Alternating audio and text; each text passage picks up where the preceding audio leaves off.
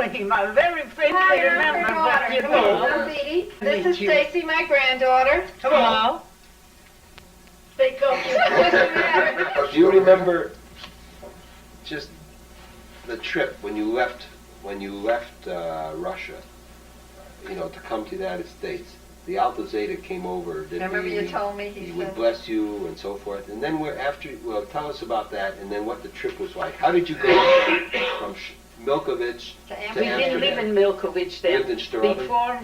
Before Zeta went away to America, we had built a new house in Starobin, and we moved in the new house. And the Zeta and the Bobby and the Alta Zeta had a daughter that lived with them. Her name was Risha, and so they all lived in Milkovich, there in Milkovich.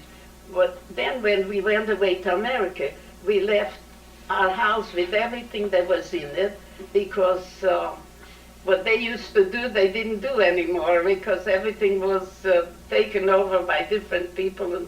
And so after we went to America, the Bob and the Zeta and the Alta Zeta was still alive with all our things in the house. We left it. And everything, our dishes, our everything, we didn't take. And we went away to America, and they moved into our house. And they lived there in as long as they lived. When you finally left Starobin, what was your first way of transportation? We traveled by covered wagon until we got there, and then we got off, and we came to Amsterdam by train already from Minsk. Boy, that's a long train ride. Maybe 3-4 days of it. Oh yeah, I can't remember how many days. But anyways, we came to Amsterdam. The boat wasn't there, and we had to wait. I can't remember, a week or 2 weeks. It seems to me 2 weeks. It was like a big army with tables and all the people that had to go on our boat or maybe some more boats, but stayed there. And they used to serve every single day.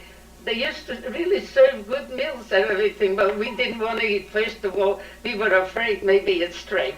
My mother said she doesn't know there wasn't only Jewish people or something, but they served the most delicious herring that you could. So my mother used to have, she had accumulated a little tin box like that, I don't know, from something that they served. She'd take the herring that they served, put it in water, and it'd stay until the next day or the next meal. Soak them, they shouldn't be so salty. And that's what we used to eat.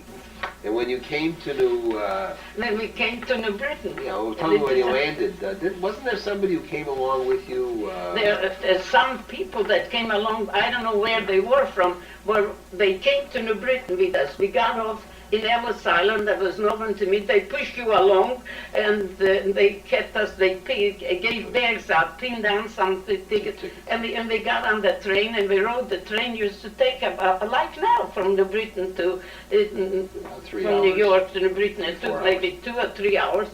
We were in the train, then we got off in New Britain. My father was there, but he used to get the Jewish paper, and the Jewish yesterday's paper came today.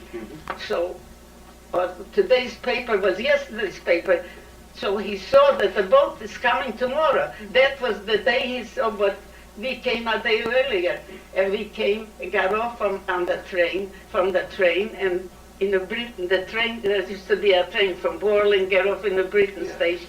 We got off, and we looked around. We didn't know anybody, although my father was here, and his brother was here, and his sister, my aunt, they were here. But we didn't know how to get in touch with them or anything like that. So we stayed with bundles on the station, who knows how many hours, until it was starting to get late in the afternoon. A policeman came over, and he looked at our tickets. We all had tickets. Come with me. Of course, it only took about 15 minutes, but he also could have put us on the trolley car. It went by, but after all, it cost 5 cents a person that time. So he said, come on. So we walked over with the bundles, and we came. It was in the summertime in July, and we came on the yard. There was my father sitting in my yard. He had an apartment all fixed for us. It makes me laugh. They didn't have, at Christmas time they have those balls like created for. He liked that. There was such a pretty one with all different colors. He had it hanging. he did. To decorate after your arrival. Yeah. He all had it all fixed up with all kinds of things. He didn't know they were just a few. It's only who was that. They probably all had decorations like that. After all, the people that came, they saw those nice things that it's to celebrate Christmas, and there's no harm in it. They were beautiful. So he hung up beautiful Christmas bells on the lights.